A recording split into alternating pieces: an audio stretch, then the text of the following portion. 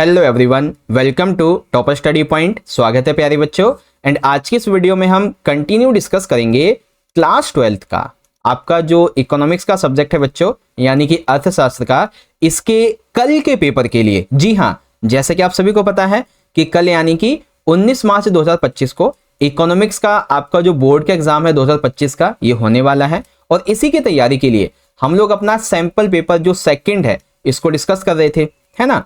तो ये वीडियो इसी पेपर के पार्ट 2 की रहने वाली है, ठीक है। और इस पार्ट 2 वाली वीडियो में हम इस पेपर का जो खंड नंबर खा है, ठीक है, भारतीय आर्थिक विकास का, इसको डिस्कशन करने वाले हैं, ठीक है। इसमें हम 10 एमसीक्यू को डिस्कस करेंगे, ठीक है, और सेम इसमें भी है। फिर 3 नंबर के हम 2 क्वेश्चन को डिस्कस करेंगे, सेम इसमें भी है। 4 नंबर के 3 क्वेश्चन को डिस्कस करेंगे, सेम इसमें भी है। और 6 नंबर के 2 क्वेश्चन और सेम इसमें भी है, ठीक है। तो ये हमारी वीडियो पार्ट 2 की है, जिसमें खंड खास समझेंगे। का के लिए मैंने पार्ट 1 की वीडियो बना दी है, लिंक डिस्क्रिप्शन में और आई बटन में मिल जाएगा, तो जाके जरूर से चेकआउट कर लीजिएगा, ठीक है। जो बच्चे इंग्लिश मीडियम के वो अपने पेपर के पैटर्न को यहाँ से देख सकते हैं, क्योंकि हम पेपर हिंदी इंग्लिश दोनों में समझने वाले हैं। ओके बच्चों, तो चलिए शुरुआत करते हैं अपने खंड खा के पार्ट 2 की वीडियो को। एंड आप सभी बच्चों को अगेन आपके इकोनॉमिक्स के बोर्ड के एग्जाम के लिए मेरी तरफ से wish you all the very best. अच्छे से एग्जाम कीजिएगा, ठीक है। तो चलिए शुरुआत करते हैं पार्ट 2 की वीडियो को। लास्ट वीडियो में हमने सेक्शन ए समझ लिया था, इंट्रोडक्टरी मैक्रो इकोनॉमिक्स का, यानी कि प्रारंभिक समष्टि अर्थशास्त्र का। ओके, इसमें मैथमेटिक्स वाले क्वेश्चन भी थे, न्यूमेरिकल्स वाले, वो भी हमने अच्छे तरीके से समझे थे, ठीक है। एग्जाम्पल के लिए जैसे ये देख सकते हो, राजस्व घाटा, राजकोषीय घाटा कैसे निकालना होता है, सब कुछ आपको मैंने अच्छे तरीके से समझाया था, ठीक है। फिर और भी बहुत सारी चीज़ें थी जो कि मैंने आपको समझाई थी, बचत वक्र वगैरह क्या होता है, ये सारी चीज़ें, ठीक है। और व्यय विधि कैसे आपको समझनी है, ये भी समझाया था अच्छे तरीके से, है ना। चलिए आप शुरुआत करेंगे बच्चों इस पेपर के अपने आज के सेक्शन की।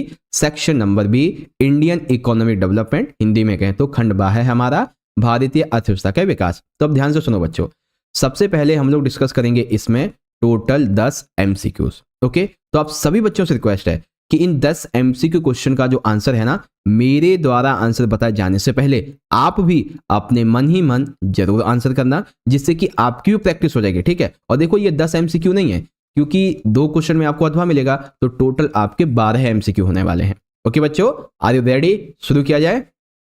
चलिए, तो यहां पे आप देखेंगे बच्चों, सबसे पहला हमारा क्वेश्चन है, हरमन डेली के द्वारा धारणीय विकास को प्राप्त के लिए जो सुझाव दिए गए हैं उसमें कौन सा शामिल नहीं है, यानी कि हरमन डेली के द्वारा जो सजेशन दिया गया है फॉर अचीविंग सस्टेनेबल डेवलपमेंट, उसमें कौन सा इंक्लूडेड नहीं है।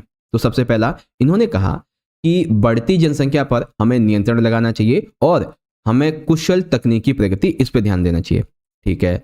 धारणीय आधार पर नवीकरणीय संसाधनों का निष्कर्षण करना चाहिए, ठीक है।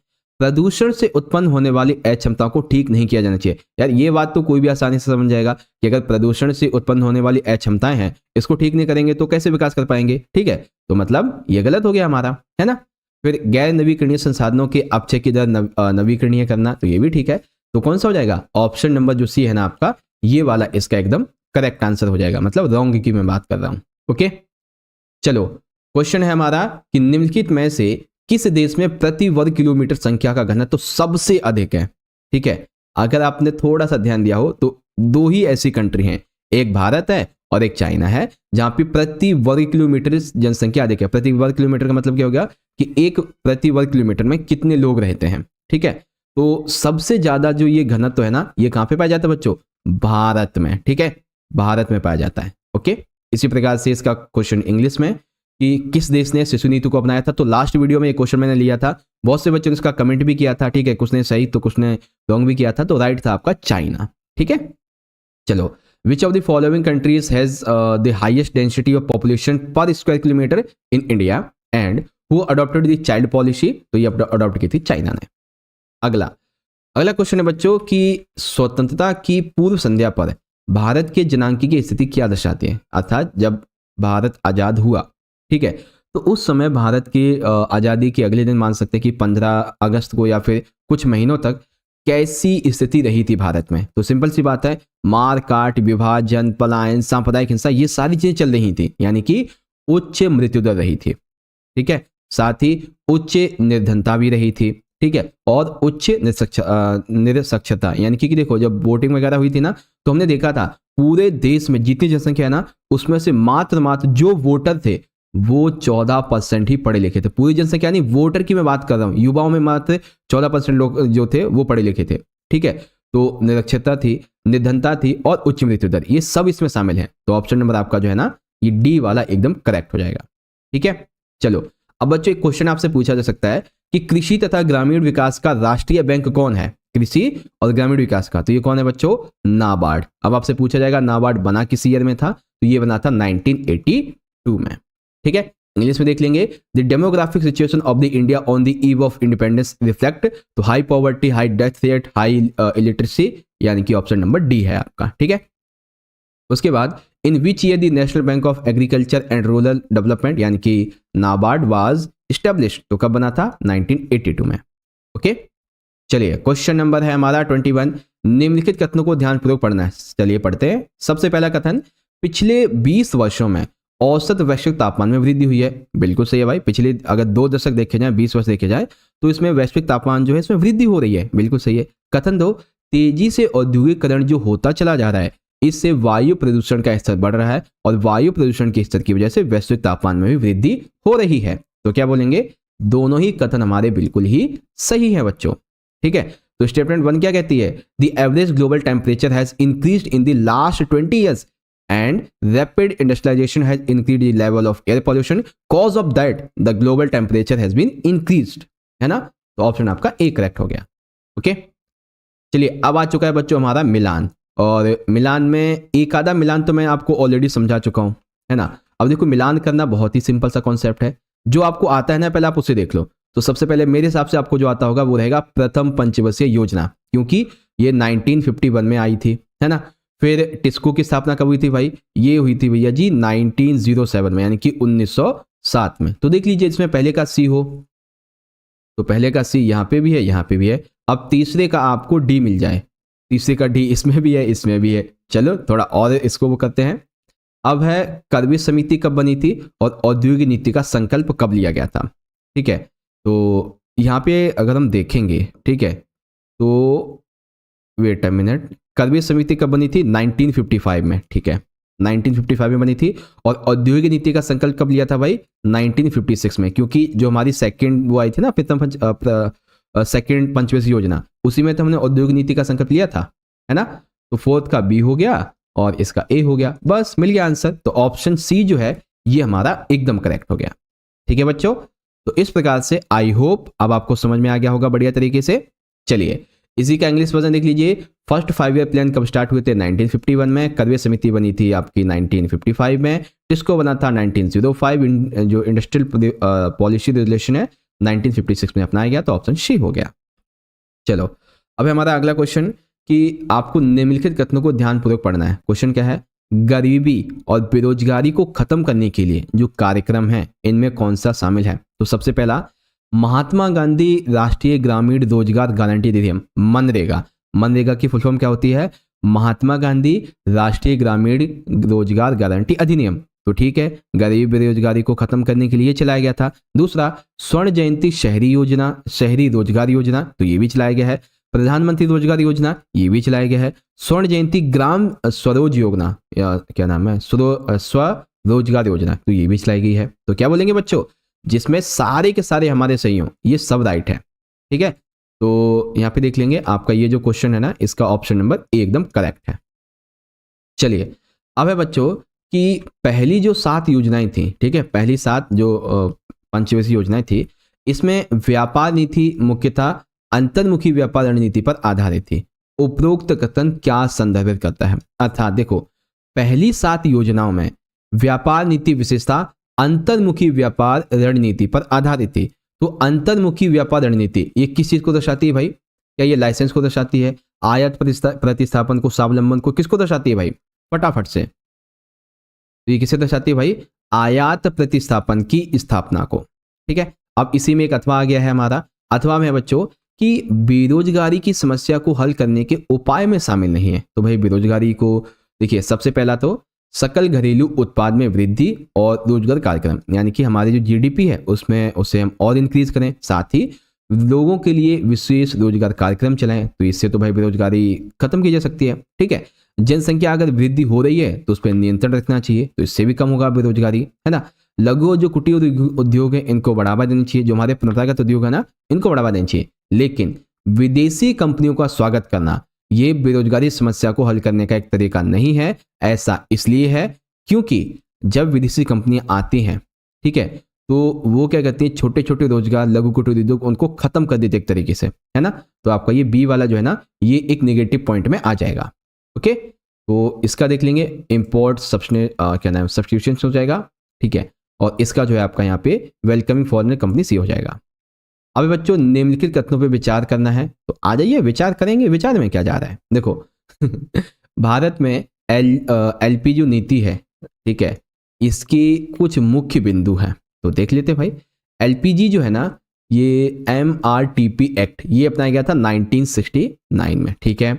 एलपीजी नीति के तहत लाइसेंस और परमिट राज की समाप्ति कर दी गई थी, बिल्कुल ठीक है। निजीकरण और विनिवेश का प्रारंभ हो गया था, बिल्कुल ठीक है। समुद्र पारीय व्यापार के अवसर खुले थे, ठीक है। कर सुधार और वित्तीय क्षेत्र तथा बैंकिंग सुधार हुए थे, ठीक है। तो देखो एलपीजी नीति में क्या क्या शामिल है हमें बस ये देखना है।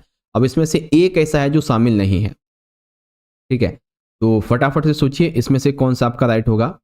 जब हम बात करते हैं एलपीजी नीति की तो इसमें MRTP भी शामिल है, लाइसेंस और परमिट राज की समाप्ति भी शामिल है, निजीकरण और विनिवेश का प्रारंभ भी शामिल है, समुद्री पारीय व्यापार के अवसर भी शामिल है। लेकिन कार्य सुधार, वित्तीय क्षेत्र तथा बैंकिंग ये थोड़ा सा डाउट है कि इसमें शामिल है या नहीं। तो मेरे हिसाब से इसका जो राइट आंसर होगा ना आपका 25वें का, ये मेरे हिसाब से जो है ना ऑप्शन नंबर आपका जो है वेट अ मिनट,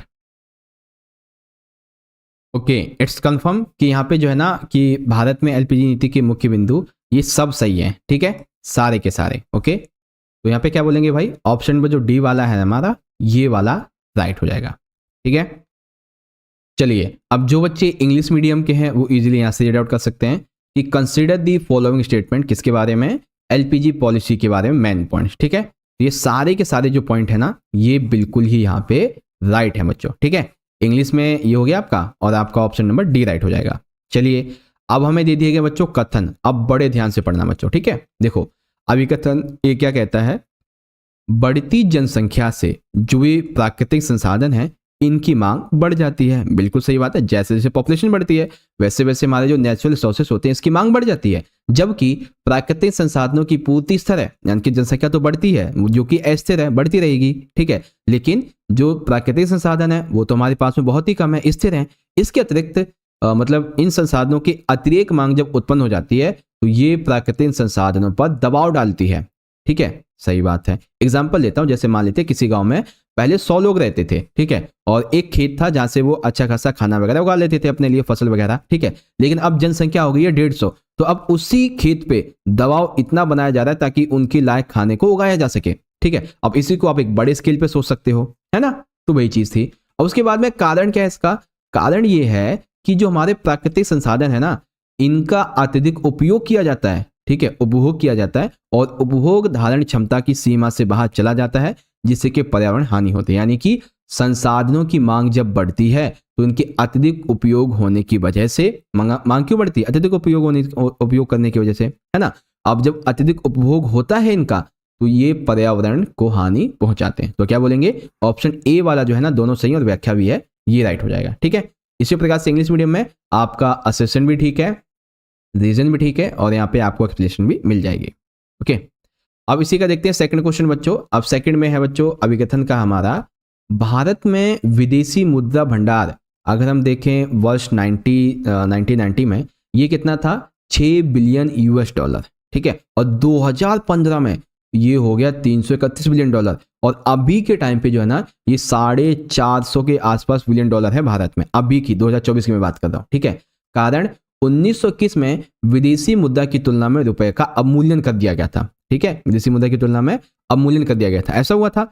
देखो बात है ठीक है कि 1921 में जो था विदेशी मुद्रा की तुलना में रुपए का अवमूल्यन हुआ, लेकिन ये भंडारण बढ़ा इसका तो कारण नहीं है। बातें दोनों सही हैं लेकिन विवरण यानी कि व्याख्या यहाँ पे नहीं मिलेगी हमें, है ना।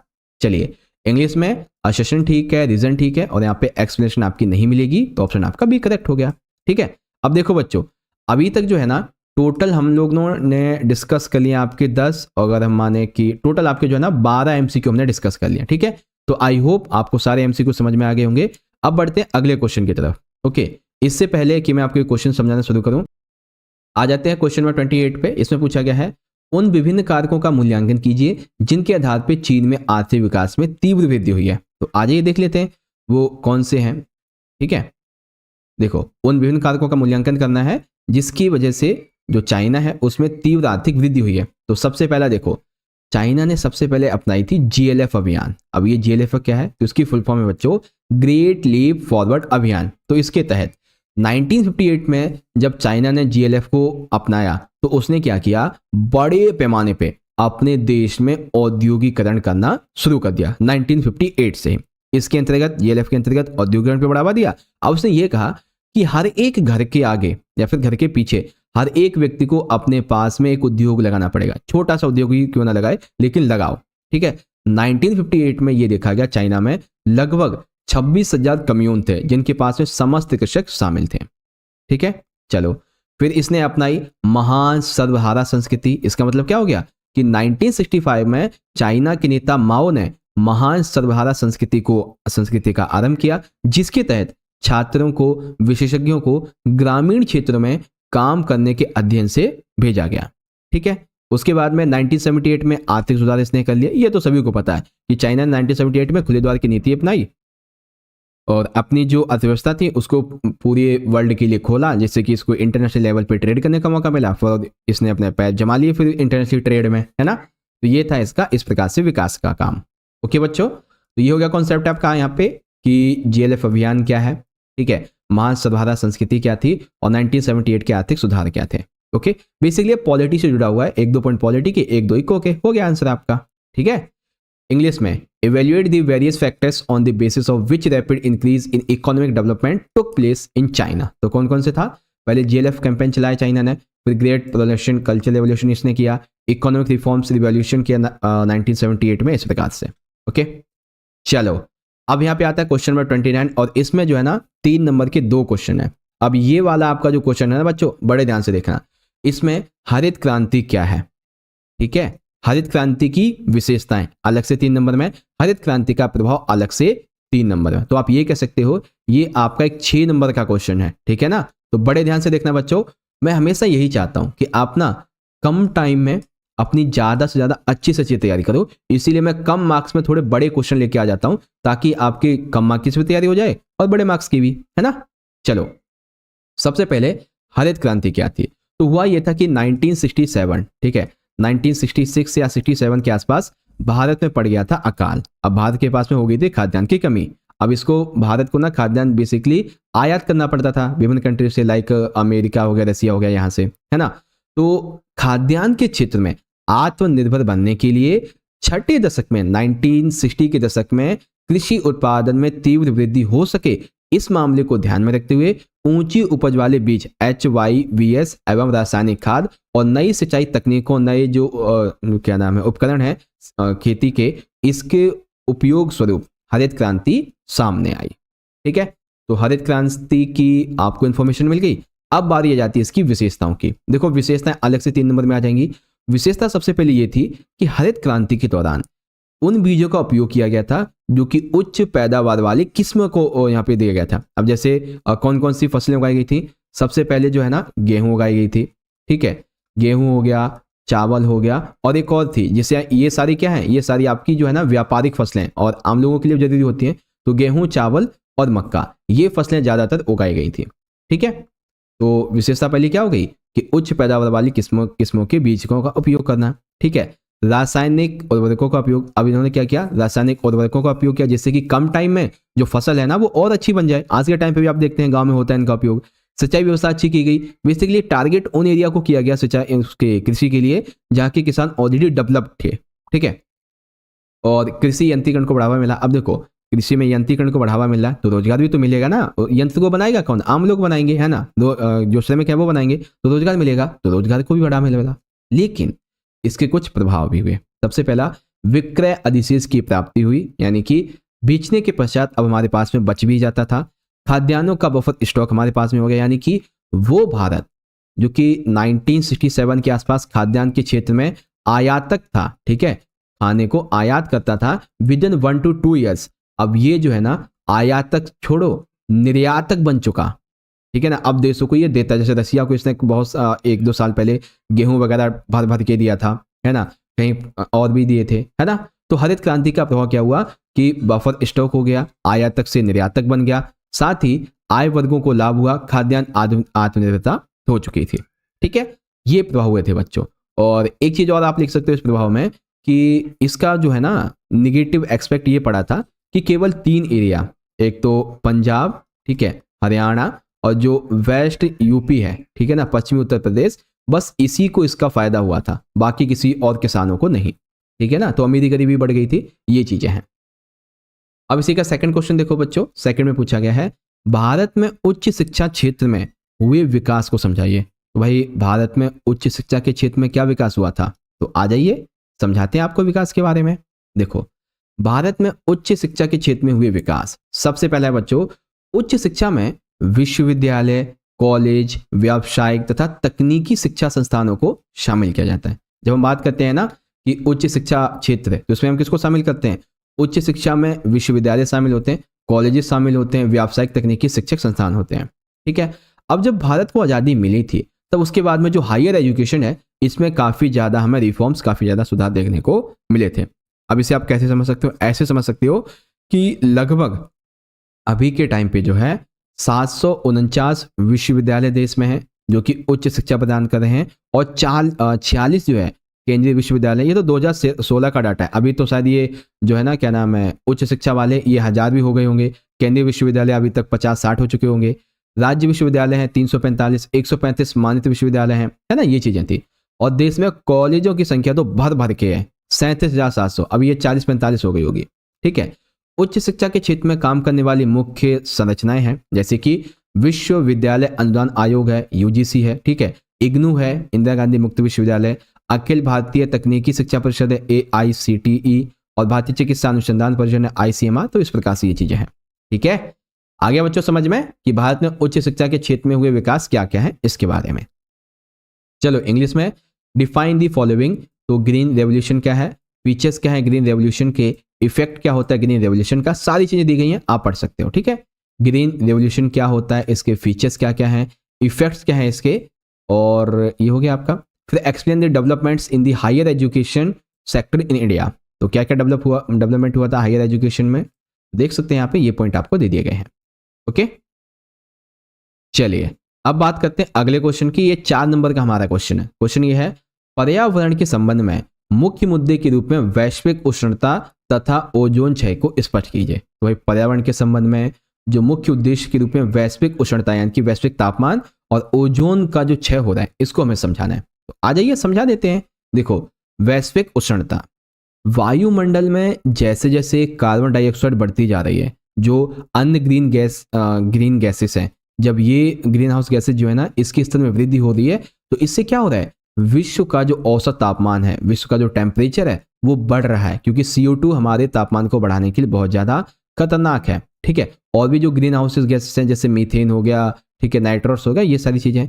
ध्रुवीय हिम का पिघलना, अब जब सिंपल सी बात है वैश्विक स्तर पर तापमान बढ़ेगा तो जो ध्रुवीय क्षेत्र है वहां से हिम पिघलेगी, है ना। अब हिम पिघलेगी तो समुद्री स्तर में वृद्धि होगी, समुद्री स्तर में वृद्धि होगी तो आसपास के तटीय इलाकों में दिक्कत आएगी, तूफान आएंगे, चक्रवात आ सकते हैं बाद बाद, साथ ही जलीय जीवन पर भी असर पड़ेगा, है ना। अब बारी आती है कि ओजोन क्षय। ओजोन क्षय का क्या मतलब हो गया कि क्लोरोफ्लोरोकार्बन्स के कारण वायुमंडल में ओजोन की जो मात्रा है इसमें कमी हो गई है, ठीक है। अब वायुमंडल में ओजोन की जो मात्रा कमी होगी तो ये जो है ना सूर्य, ठीक है, देखो थोड़ा ध्यान से समझना, ये हमारा सूर्य है, ठीक है, और एग्जाम्पल के लिए यहाँ पे हमारी अर्थ है, ठीक है। तो सूर्य से आने वाली जो पैरावैग्निक किरणें होती हैं ना, और कुछ और भी हानिकारक किरणें होती हैं, तो जो वायुमंडल में हमारा ये एक होता है ना, आपने 11th में हिस्ट्री में पढ़ा होगा आयन मंडल, ठीक है। तो वो क्या करता है कि आयन मंडल आई थिंक या मतलब 5 जो परतें थी ना उसमें से एक परत है जिसमें ओजोन गैस, समताप मंडल, ठीक है ना, वहां पे ये ओजोन गैस जो होती है ना वो क्या करती है कि इन पैरावैग्निक किरणों को रोक लेती है। लेकिन अब क्लोरोफ्लोरोकार्बन्स की वजह से इसी में कमी आ रही है, तो इसकी वजह से क्या हो रहा है, कि अब जो भी ये पराबैंगनी किरणें आती हैं कुछ मात्रा में ये जीव जंतुओं को क्षति पहुंचाती हैं, मनुष्यों की त्वचा पर कैंसर का कारण बनती हैं और जलीय जीव तथा इसलिए पौधों की समृद्धि पर प्रभाव भी डालती हैं। ठीक है, तो ये चीजें थी बच्चों कि वैश्विक तापमान बढ़ रहा है इसके बारे में और ओजोन क्षय क्या होता है इसके बारे में। ठीक है, चलो इंग्लिश मीडियम में देख लीजिए कि explain global warming and ozone depletion as the main issue regarding environment. तो ग्लोबल वार्मिंग क्या होती है इसके बारे में यहाँ से रीड आउट कर सकते हैं। ठीक है, फिर ओजोन डिप्लेशन क्या होता है इसके बारे में आप यहाँ से पढ़ सकते हो। बहुत ही सिंपल कॉन्सेप्ट है बच्चों आपके। ठीक है, चलो अगला क्वेश्चन नंबर 31। अब ये है आपका 4 नंबर का अथवा वाला क्वेश्चन। क्वेश्चन ये है ब्रिटिश औपनिवेशिक प्रशासन के द्वारा अपनाई गई औद्योगिक नीतियों की कमियों का आलोचनात्मक विवेचना कीजिए। सिंपल सी बात है, ब्रिटिश औपनिवेशिक शासन में औद्योगिक नीतियां जो अपनाई गई थी उसकी आलोचना करनी है। देखो भारत में जब अंग्रेज हम पे शासन कर रहे थे यानी कि औपनिवेशिक शासन काल में एक शक्तिशाली औद्योगिक ढांचे का ये अंग्रेज विकास नहीं कर पाए। ठीक है, अब आप चलो विकास नहीं कर पाए लेकिन आप ये सिद्ध किन तथ्यों के माध्यम से करोगे, तो आ जाइए तथ्य देते हैं आपको। सबसे पहला, समान गुणवत्ता के किसी भी विकल्प के बिना हस्तकला उद्योग में गिरावट, अर्थात ब्रिटेन का एकमात्र उद्देश्य क्या था कि सस्ती से सस्ती कीमतों पर भारत से कच्चा माल कपास वगैरह हो गया इसको लेके जाए और भारत में ब्रिटेन से आया हुआ उत्पादित माल बेचा जाए। ठीक है, तो इससे क्या हुआ कि भारत की जो हस्तकला वस्तुएं थी इनको ब्रिटेन की मशीनों के द्वारा कड़ी प्रतियोगिता मिली। अब आप खुद ही देखो ना कि एक वस्तु जो है ना वो मशीन से बनाई जा रही है, एक हाथ से बनाई जा रही है, तो क्या कोई हाथ वाली वस्तु को खरीदना चाहेगा? ठीक है, क्योंकि मशीन की गुणवत्ता भी अच्छी है और सस्ते दाम पे मिल रही है, क्वांटिटी भी ज़्यादा है, क्वालिटी भी अच्छी है ना, तो कोई हाथ वाली वस्तु को क्यों खरीदेगा? इसीलिए अतः घरेलू उद्योग से निर्मित वस्तुओं की मात्रा जो थी, मांग जो थी वो घटती गई और घरेलू उद्योग विशेष करके हस्तशिल्प ये मणिसंजय से होते चले गए। ठीक है, अब उसके बाद कि आधुनिक उद्योग का अभाव कैसे? भारत में आधुनिक उद्योग 19वीं शताब्दी के दूसरे छमाही के दौरान विकसित होने शुरू हुए थे। ठीक है, कब? 19वीं शताब्दी के। ठीक है, आधुनिक उद्योगों का विकास शुरू हुआ था, लेकिन उस समय क्या हुआ जब भारत ने वो अपनाया था ना, क्या बोलते हैं, वैश्वीकरण, उससे पहले हमारी विकास की जो नीति थी वो कैसी थी? बहुत ही धीमी थी या फिर ये कहें कि रुकी हुई थी। ठीक है, औपनिवेशिक काल में जब अंग्रेज शासन कर रहे थे हम पे, तो उस समय औद्योगिक प्रौद्योगिक यानी कि टेक्नोलॉजिकल, इंडस्ट्रियल, इन सभी का लेवल बहुत ही कम रहा था। 19वीं शताब्दी के दौरान औद्योगिक विकास किस पर डिपेंड करता था? कपास और जूट कपड़ा मिलों तक। ठीक है, जूट मिल जो थी बच्चों ये थी पश्चिम बंगाल में। ठीक है, अभी के टाइम पे जो है ना उसकी बात कर लो, मतलब जो बांग्लादेश है। ठीक है, और लौह इस्पात उद्योग 1907 में आया, जबकि चीनी सीमेंट कागज उद्योग ये 1930 के दशक में विकसित हो पाए थे। तो इन्होंने क्या किया, अंग्रेजों ने ये जल्दी विकास को अपना नहीं पाए।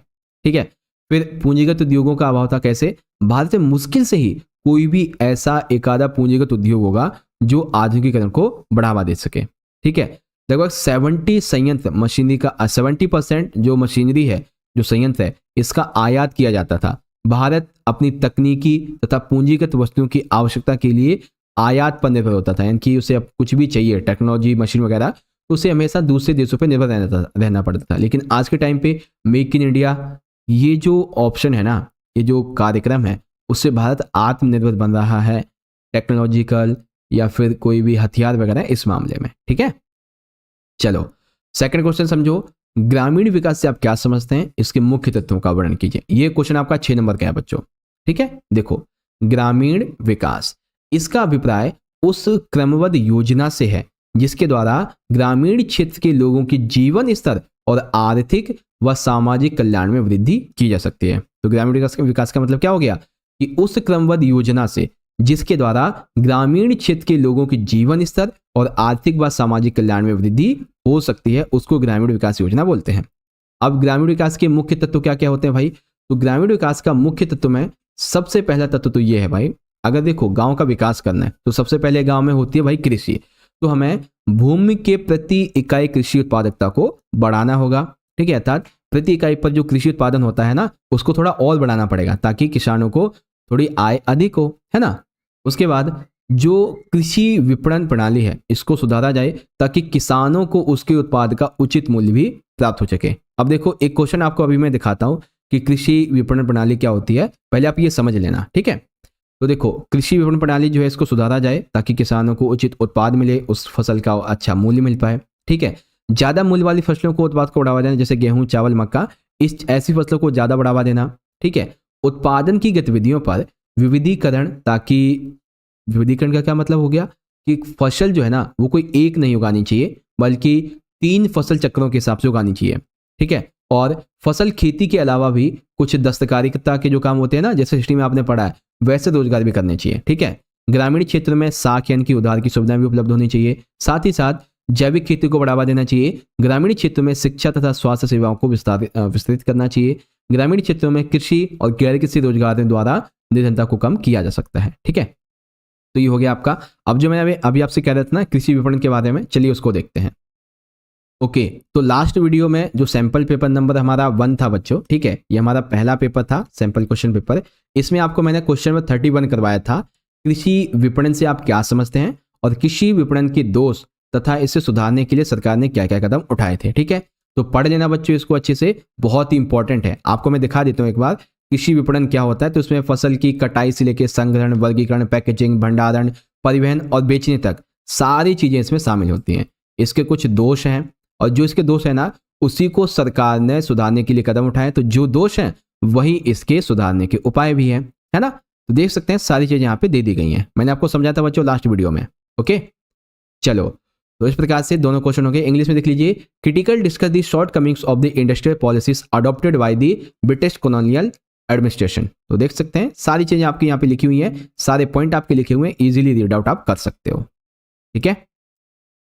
चलिए अब बात करते हैं इसके सेकंड क्वेश्चन की। What do you understand by rural development and describe it's main elements. तो रूरल डेवलपमेंट्स क्या है और उसके मेन एलिमेंट्स क्या होते हैं। तो ये रहा रूरल डेवलपमेंट्स एंड, तो यह है क्या, it refers to that systematic plan by which the standard of living and economic and social welfare of the people of rural areas are increased. कैसे करना है, तो इसके ये एलिमेंट्स हैं बच्चों, ठीक है। एलिमेंट्स में एक आधा शायद नीचे भी होगा, हाँ यही है, समझ गए अच्छे तरीके से। चलो क्वेश्चन नंबर 32 बहुत इंपॉर्टेंट है बच्चों।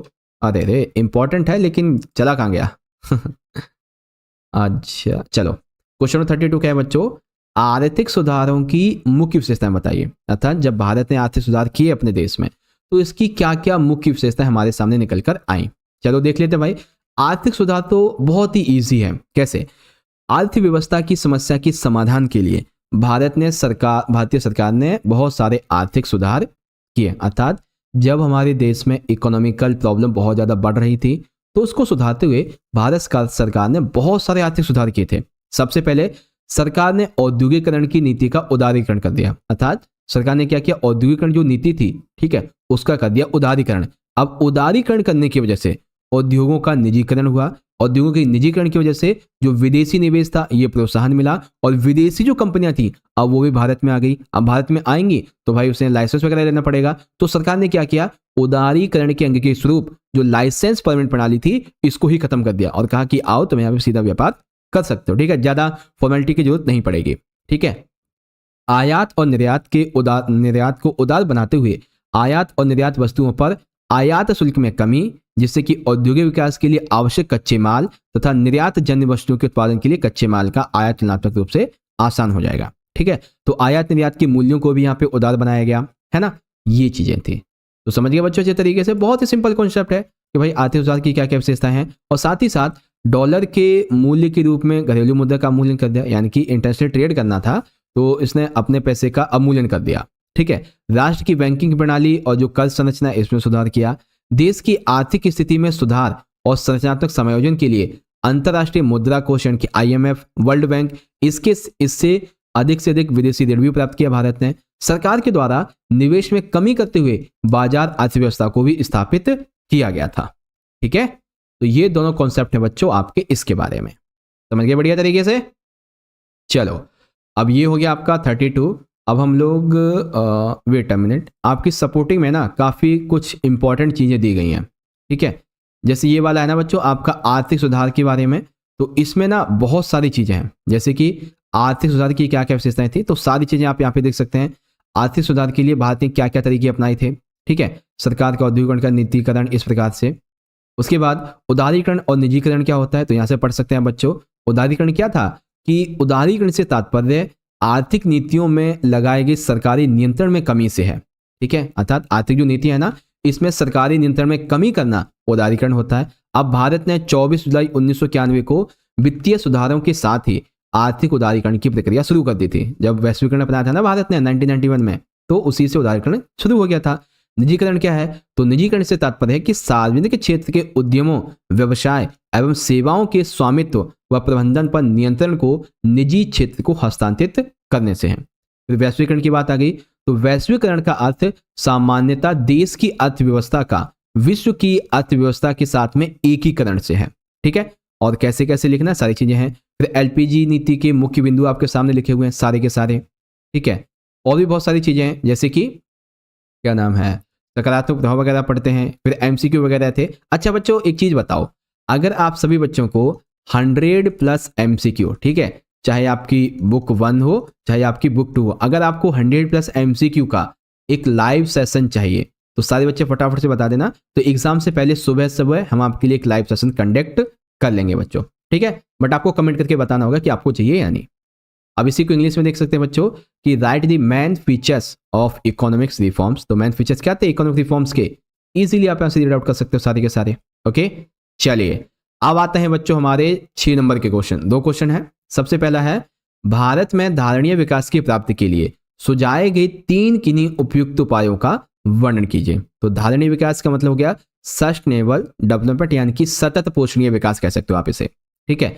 अब इसके लिए 3 तरीके कौन कौन से बताए गए, तो भाई सबसे पहला तरीका था ऊर्जा के हमारे पास में जो गैर पारंपरिक स्रोत हैं इसका उपयोग करना। कैसे, भारत जो है वो अपनी विद्युत आवश्यकताओं के लिए थर्मल, हाइड्रो पावर संयंत्र इस पे ज्यादा निर्भर होता है। यानी कि आज के टाइम पे हम लोग अपने घर में जो बिजली का उपयोग करते हैं इसको लेके भारत किस पे निर्भर रहता है, थर्मल और हाइड्रो पावर संयंत्र पे, जो कि बहुत ही ज्यादा हम कह सकते हैं कि पर्यावरण के लिए अच्छे नहीं है। इसीलिए हमें क्या करना चाहिए, अपने जो ऊर्जा के गैर पारंपरिक स्रोत हैं जैसे कि वायु शक्ति, सौर ऊर्जा, ठीक है ना, ये बहुत ही अच्छे उदाहरण है जो कि पर्यावरण के अनुकूल हैं, है ना। इसीलिए और तकनीकी के अभाव में हम इनका उपयोग भी आसानी से कर सकते हैं। ओके, लेकिन एक चीज है कि हमारे पास में ना अभी टेक्नोलॉजी उतनी एडवांस नहीं आई है जिसकी वजह से हम वायु शक्ति या सौर ऊर्जा की शक्ति को एक बड़े लेवल पे, एक नेशनल या फिर स्टेट लेवल पे इसको हम कंज्यूम कर सकें अभी, ठीक है। तो जैसे टेक्नोलॉजी आएगी हम इसका उपयोग करना शुरू कर देंगे। फिर बच्चों, अधिक स्वच्छ ईंधनों का उपयोग, अर्थात देखिए जितने भी वाहन होते हैं, चाहे गांव में चलते हो, किसी कस्बे में, राज्य या फिर किसी भी स्टेट में, तो उसमें क्या होता है कि खास करके डीजल का, पेट्रोल का ज्यादा उपयोग होता है जो कि पर्यावरण को नुकसान देता है। और ये हमारे पास में ऐसी चीजें हैं कि जो भाई बहुत ही लिमिटेड है ना। पेट्रोलियम हो गया और ये आपका क्या नाम है, डीजल हो गया, बहुत ही ज्यादा वो है, लिमिटेड है हमारे पास में, है ना। इसीलिए हमें ईंधन के रूप में उच्च दाब की जो प्राकृतिक गैस है CNG, कंप्रेस्ड नेचुरल गैस, इसको प्रोत्साहित किया जाना चाहिए, ठीक है, इसका उपयोग करना चाहिए। अब दिल्ली में जन परिवहन में उच्च प्राकृतिक गैस के उपयोग से प्रदूषण कम हुआ है, हमने देखा था, है ना, जैसे वो ऑडी बनाया था ना, वो चीजें थी। ग्रामीण क्षेत्रों में हम लोग कह सकते हैं कि भाई तुम लोग बायोगैस का उपयोग करो, गोबर गैस का उपयोग करो, जिससे कि वायु प्रदूषण भी कम होगा, है ना। उसके बाद में बच्चों, लघु जलीय प्लांटों की स्थापना करना। पहाड़ी इलाकों में लगभग सभी जगह झरने मिलते हैं, है ना। जो भी पहाड़ी इलाके होते हैं ना, खास करके जैसे मान लेते हैं उत्तराखंड के, हिमालय के हो गए, तो यहाँ पे हर जगह हमें झरने देखने को मिलते हैं। अगर आप कभी उत्तराखंड गए होगे तो आपने जैसे नील वाटरफॉल है और भी बहुत सारे वाटरफॉल्स हैं, और इससे बड़े बड़े झरने भी हैं वहाँ पे, है ना।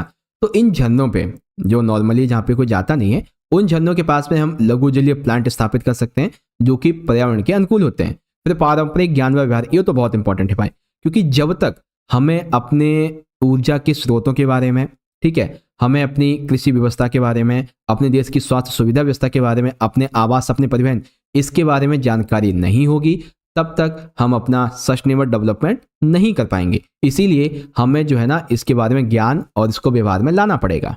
ओके, तो ये थे आपके 3 पॉइंट। वैसे 3 पूछे गए थे, मैंने आपको 4 बता दिए, ठीक है। तो describe any 3 sustainable measures suggested for achieving sustainable development in India. तो क्या क्या पॉइंट है बच्चों, ये सारे पॉइंट आप इजीली यहां से रीड आउट कर सकते हो। ओके, चलिए ये दे दिए गए हैं, आप अब इसको यहां से आसानी से पढ़ भी सकते हो। चलिए अब बात करेंगे बच्चों 6 नंबर के अगले क्वेश्चन की। तो भारत में 1991 में भारत सरकार के द्वारा कई आर्थिक सुधार किए गए थे। भारत में किए गए आर्थिक सुधारों की विशेषता लिखिए। एक सेकेंड, आर्थिक सुधारों की विशेषता, ये तो सेम वही वाला क्वेश्चन आ गया 6 नंबर में। ओके चलिए कोई नहीं, मैं आपको सपोर्टिंग से एक क्वेश्चन और समझा दूंगा, ठीक है। क्वेश्चन समझो दूसरा वाला कि मानव पूंजी किसे कहते हैं। मानव पूंजी निर्माण के स्रोत तथा समस्याएं लिखिए, ठीक है। तो आ जाइए, मानव पूंजी क्या होता है, ध्यान से समझना, मानव पूंजी बहुत इंपॉर्टेंट है बच्चों। मानव पूंजी किसी देश में किसी समय विशेष पर पाए जाने वाले ज्ञान, कौशल, योग्यता, शिक्षा, प्रेरणा तथा स्वास्थ्य के भंडार मानव पूंजी होते हैं। जैसे आपने वो पढ़ा था ना, शायद 12th की होम साइंस है, उसमें आपने पढ़ा होगा जो मानवीय संसाधन होते हैं, ठीक है, उसके बारे में। अब देखिए मानव पूंजी क्या होगी कि किसी भी देश में एक समय विशेष के दौरान पाए जाने वाले हर एक व्यक्ति के उसके ज्ञान, उसकी कौशल, उसकी योग्यता, उसकी शिक्षा, प्रेरणा और स्वास्थ्य, इसके भंडार को मानव पूंजी कहते हैं, जो कि उसके खुद की होते हैं, खुद के संसाधन है, ठीक है। अब मानव पूंजी निर्माण क्या है, तो वह प्रक्रिया जिसके द्वारा एक व्यक्ति दीर्घ काल में एक देश में लोगों की योग्यता, कौशल, शिक्षा का अनुभव वृद्धि करते हैं। यानी कि मानव पूंजी निर्माण क्या हो गया, किसी भी देश में एक लंबे टाइम पीरियड के दौरान लोगों की योग्यता, ज्ञान, कौशल, शिक्षा, स्वास्थ्य, इसमें वृद्धि करना, ठीक है। अब मान लेते हैं देशों में जो नागरिक हैं, इनके स्वास्थ्य में, इनकी योग्यता, इनकी स्किल, इसकी एजुकेशन में अगर आपको वृद्धि करनी है तो इसके स्रोत क्या होंगे, तो शिक्षा के लिए हम लोग स्कूल, कॉलेज, शिक्षा पे व्यय करेंगे। कौशल विकास के लिए हम उनके लिए अलग अलग जो क्या नाम है, कुछ कुछ टाइप के जो रिफॉर्म्स है वो करेंगे। नौकरी के साथ में हम लोग उन्हें प्रशिक्षण देंगे, लोगों की स्थानांतरण पे व्यय करेंगे, साथ ही उन्हें सूचना देंगे और स्वास्थ्य पे व्यय करेंगे, है ना, ये चीजें हैं। तो मानव पूंजी के बारे में सारा कॉन्सेप्ट क्लियर हो गया आपका, मानव पूंजी निर्माण स्रोत। अब बारी आती है कि मानव पूंजी निर्माण की समस्याएं क्या है।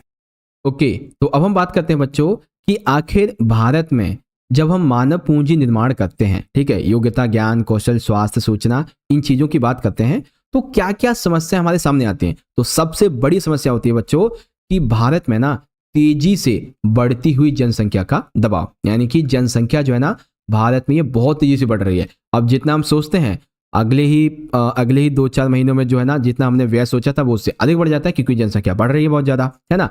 और साथ ही साथ हमारे पास में ना बहुत कम संसाधन है। दूसरा, प्रतिभा पलायन की समस्या। अर्थात देखो, होता यह कि भारत में अगर कोई पढ़ लिख गया, अच्छी खासी उसने कोई डिग्री वगैरह हासिल कर ली, तो वो क्या करते हैं, वो अब्रॉड चले जाते हैं। कोई सिंगापुर चला जाता है, कोई जो है अमेरिका चला जाता है, कोई कहीं चला जाता है, यूरोप, ब्रिटेन चला जाता है, क्योंकि उसे पता है भारत में उसके ज्ञान की कोई, उसके कौशल की, उसकी इस डिग्री की कोई वैल्यू नहीं है ना।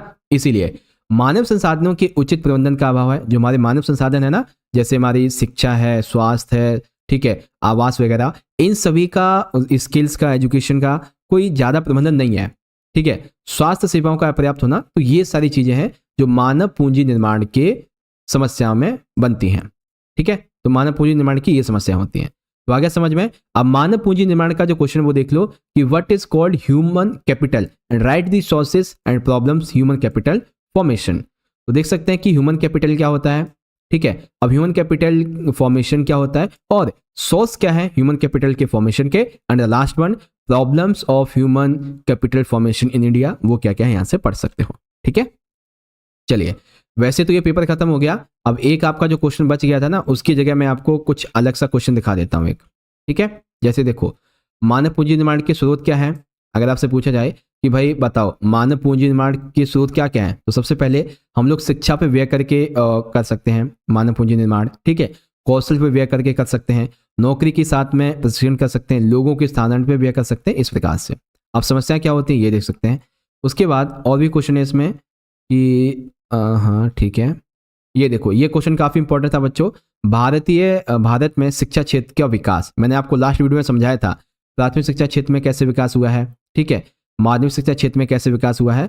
लास्ट वीडियो में आपको मैंने सारी चीज समझा रखी थी, ठीक है। अगर आपने देखी होगी तो आपको समझ में आ गया होगा सारी चीजें, ओके। अब ये ग्रामीण विकास आ जाता है, काफी इंपॉर्टेंट है बच्चों, पढ़ के जाना कि ग्रामीण विकास क्या होता है और ग्रामीण विकास के मुख्य जो तत्व हैं वो क्या क्या होते हैं, ठीक है। आप इसको पढ़ लेना बच्चों, आपके पास में वैसे भी सपोर्ट तो होगी ही, तो उससे इस क्वेश्चन को जरूर से रीड आउट करना, काफी इंपॉर्टेंट है, ओके बच्चों। ओके, तो फाइनली प्यारे बच्चों, इस तरह से आप सभी ने मेरे साथ मिलके क्लास 12th के आपके इकोनॉमिक्स यानी कि अर्थशास्त्र के बोर्ड के एग्जाम के लिए, जो कि आपका कल होने वाला है, सैंपल पेपर सेकंड को यहाँ पे पूरा अच्छे से समझ लिया है। और आशा करता हूँ बच्चों जो जो क्वेश्चन आपको समझाए हैं वो समझ में जरूर से आए होंगे, क्योंकि ये सारे क्वेश्चंस ना सिर्फ इंपॉर्टेंट हैं बल्कि सिलेक्टेड क्वेश्चंस और रिपीटेड क्वेश्चंस हैं जो कि ज्यादातर एग्जाम में पूछे जाते हैं। ठीक है, तो आई होप आपको सारी चीज़ समझ में आई होंगी। अब आप सभी बच्चों को ये वीडियो अच्छी लगी है तो जल्दी से इस वीडियो को एक प्यारा सा लाइक जरूर करें, क्योंकि आपका एक एक लाइक हमें बहुत मोटिवेट करता है ऐसी वीडियोस को बनाने के लिए। और साथ ही साथ इस वीडियो को ज़्यादा से ज़्यादा शेयर करें। एंड मोस्ट इंपॉर्टेंट थिंग कि अगर आप चैनल पे पहली बार आ गए हो और टॉपर स्टडी पॉइंट को अभी तक सब्सक्राइब नहीं किया है तो बच्चों सब्सक्राइब करने के बाद बेल नोटिफिकेशन को ऑल पे जरूर से सेट कर देना, ताकि हमारे आने वाले हर वीडियो के नोटिफिकेशन आपके फोन पे आ जाया करें। ठीक है, अगेन आपको इकोनॉमिक्स के आपके बोर्ड के एग्जाम के लिए wish you all the very best. मिलते हैं अगली वीडियो में। बहुत बहुत धन्यवाद। जय हिंद, जय भारत, वंदे मातरम।